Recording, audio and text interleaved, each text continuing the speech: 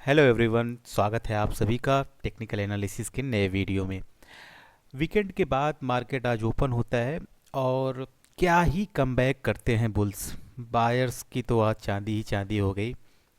अ, एक जो अनएक्सपेक्टेड चीज़ थी वो ये थी कि आज यूएस मार्केट, अमेरिकन मार्केट आज क्लोज है। जनरली ऐसा देखा गया है, आप पिछला डेटा भी उठा के आप देख लेंगे तो 10 में से 9 बार 8 बार साइडवेज ही मार्केट होता है। खासकर अगर उस दिन एक्सपायरी रहती है, वीकली एक्सपायरी होती है तो 10 में से 10 बार साइडवेज ही गया है। चूँकि कल एक्सपायरी थी, वीकली एक्सपायरी थी निफ्टी की, तो आज ऐसा लगा था कि साइडवेज रहेगा या फिर साइडवेज टू निगेटिव रहेगा। क्योंकि स्टार्टिंग के जो 15 मिनट का कैंडल्स बनाया था निफ्टी ने, जो एक लो बनाया था, हाई प्रोबेबिलिटी थी उसकी कि वो उस लो को टच करने या फिर उस लो के आसपास फिर से आ सकता है। तो यहाँ पे एक ट्रेड हम लोगों ने लिया था पुट के साइड में और उसमें स्टॉप लॉस भी चला गया।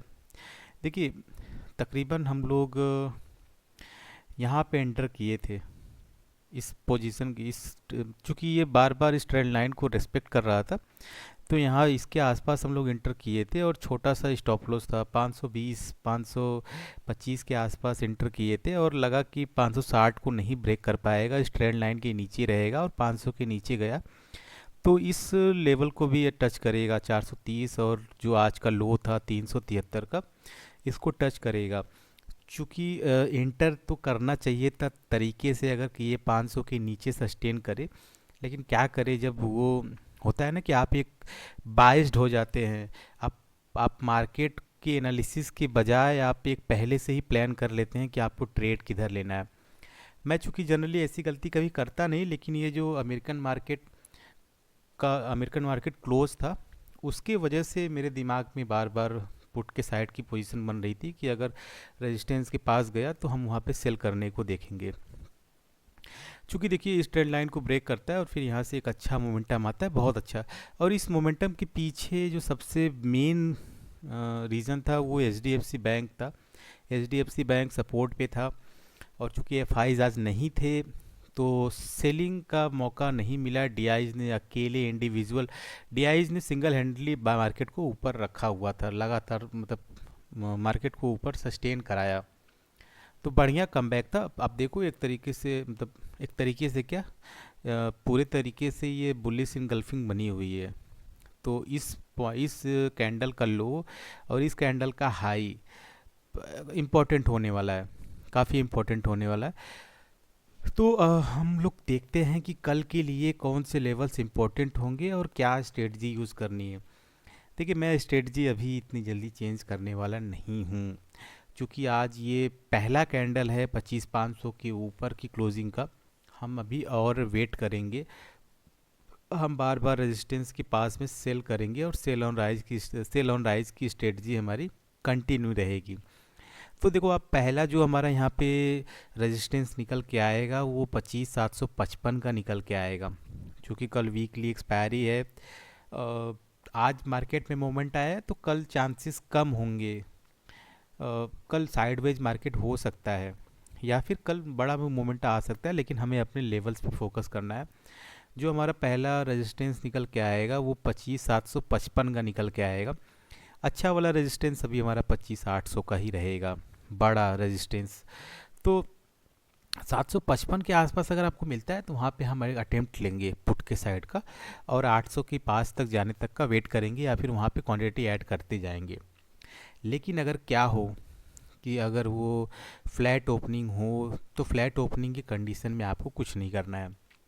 क्योंकि आप देखो यहाँ पे 15 मिनट आवरली चार्ट पे देख लेते हैं कि आवरली चार्ट में हमें यहाँ पे तकरीबन 600 आने का वेट करना है। 600 के नीचे अगर सस्टेन नीचे जाता है मार्केट तो फिर हम वहाँ पे पुट की साइड बनाएंगे। 600 के नीचे जाता है तो फिर आप वहाँ पे स्टॉप लॉस लेंगे, आपका स्टॉप लॉस बनेगा 660 का, और आप टारगेट आप रख सकते हैं 500 तक का। लेकिन अगर निफ्टी बड़ा गैप डाउन होते हुए अगर 25,500 के नीचे निकलता है, 25,500 के नीचे जाता है, तो 25,500 आपका जो सबसे इम्पोर्टेंट लेवल होने वाला है वो 25,500 का होने वाला है। तो दो तीन लेवल्स इंपॉर्टेंट है, आप उनको देखिए। अगर ऊपर के साइड में जाता है तो 25 755 50 750 देखिए। अगर इसको भी निकालता है तो 800 के आसपास, जितना नज़दीक आपको मिलता है उतना आप पास में आने दीजिए 800 के, वहाँ पे सेल करिए। और कोशिश ये करिए ना कि अगर तकरीबन 15 मिनट के दो तीन कैंडल क्लोज होने दीजिए, एक हाई लो आपको एक आइडिया लग जाए। और अगर देखिए पहला अटेम्प्ट ही अगर लेता है निफ्टी, धीरे धीरे जाके अगर पहला अटेम्प्ट लेता है तो पहले अटेम्प्ट में ही आपको एंटर करना है। मतलब 10 बजे के बाद अगर वो पहला अटेम्प्ट लेता है 25 800 के आसपास, तो पहले अटेम्प्ट में ही इंटर करना है, क्योंकि फिर वो नीचे आके अगर दूसरे अटेम्प्ट में जाता है तो मतलब बायर्स पुश कर रहे हैं मार्केट को ऊपर ले जाने के लिए। नीचे के साइड में भी मैंने आपको बताया कि 25 500 इम्पोर्टेंट सपोर्ट है, और ये सपोर्ट ब्रेक कर सकता है मार्केट। देखिए ये गैप है, मैं बार बार रिपीट करूँगा, ये गैप फिल करे मार्केट तो ही अच्छा है, और इस गैप को फिल करने आएगा ही आएगा। अब कल आएगा कि नहीं आएगा इसको देखते हैं। ये लेवल्स हमने आपको बता दिए। स्टॉक्स में हम अभी देखेंगे स्टॉक्स हमारे लिए जो सबसे सही पॉइंट पे खड़ा है बाइंग के लिए, वो अब भारतीय एयरटेल हो गया है। भारतीय एयरटेल में 2020 का स्टॉप लॉस लेके आपको चलना है।